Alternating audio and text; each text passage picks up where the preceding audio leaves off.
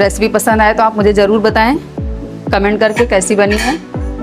आज हम बनाएंगे खीर और इसके लिए मैंने आधा लीटर अमूल दूध लिया हुआ है और ये शक्कर ली है, टेबल स्पून है 6 से 7, थोड़े से केसर के रेसे लिए हैं, 7 से 8 मैंने इलायची ली है, काजू लिए हुए हैं 8 से 10, केवड़ा लिया है और ये चावल मैंने धो के रखे हुए 2 टेबल स्पून है।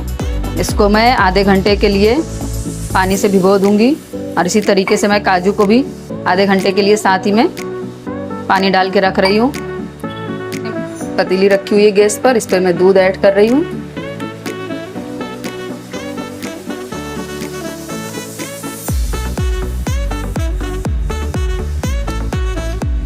ये मैं स्लो फ्लेम पे दूध को पका रही हूँ और इसके बाद मैंने ये जो आधा घंटा हो चुका है, मैंने चावल जो भिगाए हुए थे और ये काजू जो भिगाए हुए थे और ये इलायची को मैं इसके अंदर डालूँगी।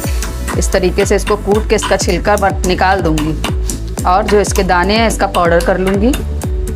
तो हमारा बॉयल हो रहा है, ये मैंने इलायची के दानों को इस तरीके से निकाल कर बारीक पीस लिया है और ये छिलकों को आप चाहें तो चाय पत्ती के डब्बे में इस तरीके से ऐड कर दें। इससे जब भी चाय बनाएंगे आप बहुत अच्छी खुशबू आएगी।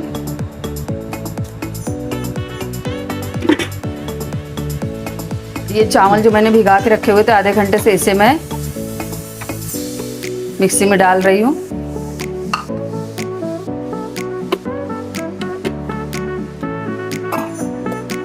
और इसको मैं हल्का सा दरदरा कर लूँगी।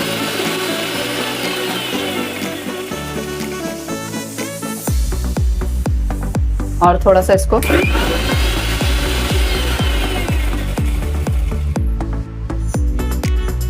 इस तरीके से मोटा मोटा मैंने पीस लिया है। इसको पाउडर नहीं करना है, हमें मोटा मोटा पीस लेना है।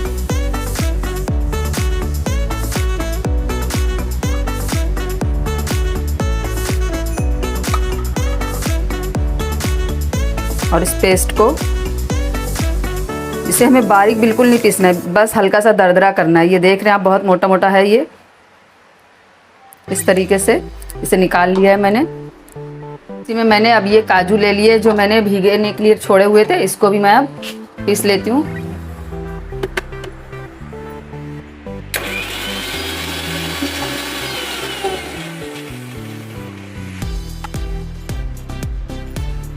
देख रहे हैं आप, इसमें थोड़ा सा पानी ऐड करके इसको और पाउडर कर लें, डालना है। इसको भी आप बारीक पाउडर ना करें, इस तरीके से दरदरा ले लें।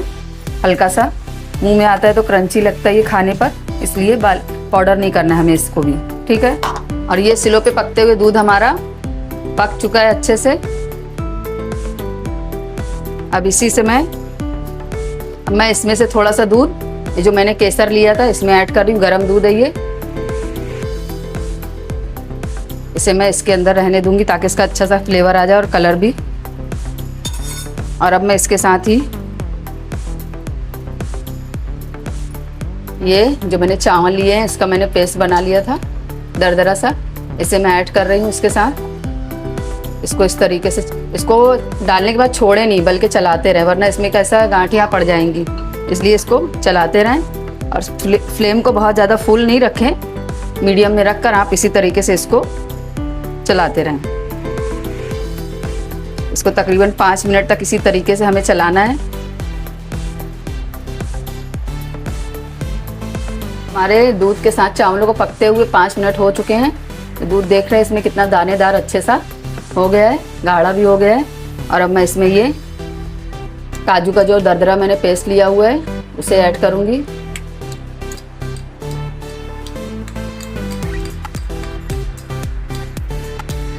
इसको भी इसी तरीके से हमें चलाते रहना है। और साथ ही मैं इसमें ये केसर वाला दूध ऐड कर रही हूँ धीरे धीरे। इससे हमारा कलर और खुशबू अच्छी हो जाएगी और खीर हमारी काफ़ी दानेदार और अच्छी बनने वाली है। देख रहे हैं आप साइड्स में इसमें इस तरीके से ये गाढ़ा होना शुरू हो चुका है। मैंने इसमें गाढ़ा होने के लिए कुछ भी नहीं डाला, लेकिन मेरे जो काजू थे ये देखिए। और अब मैं इसमें शक्कर ऐड कर दूंगी, 5 से 6 चम्मच है ये टेबल स्पून।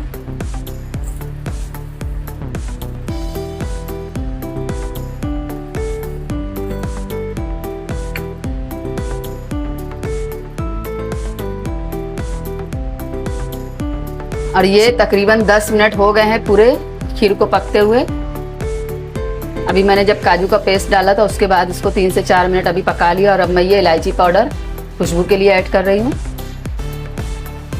इसको भी अच्छे से हम मिक्स कर लेंगे। और साथ ही मैं इसमें ये केवड़ा वाटर सिर्फ हमें 1 बूंद ऐड करना है, ज़्यादा नहीं, बस 1 बूंद हमें इसमें, आधा लीटर में मैंने 1 से 2 बूंद ऐड की है बस। बहुत ज़्यादा खुशबू भी आ जाएगी तो नहीं अच्छा लगेगा, क्योंकि पहले ही हमारा इलायची का फ्लेवर है इसके अंदर। और ये हमारी खीर अब रेडी हो चुकी। मैं इसके गैस बंद कर देती हूँ और ढाँक कर इसको 2 मिनट के लिए सेट होने देती हूँ, फिर आपको दिखाती हूँ।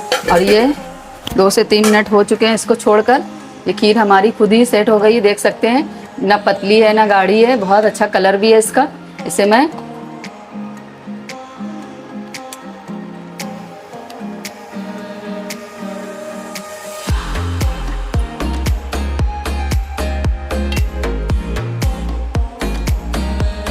अब देख सकते हैं, इसका थिकनेस देखिए और कलर इसका, और खाने में भी बहुत टेस्ट अच्छा आता है इसका।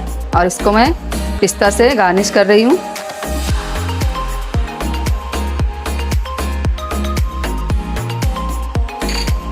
रेसिपी पसंद आए तो आप मुझे ज़रूर बताएं कमेंट करके कैसी बनी है।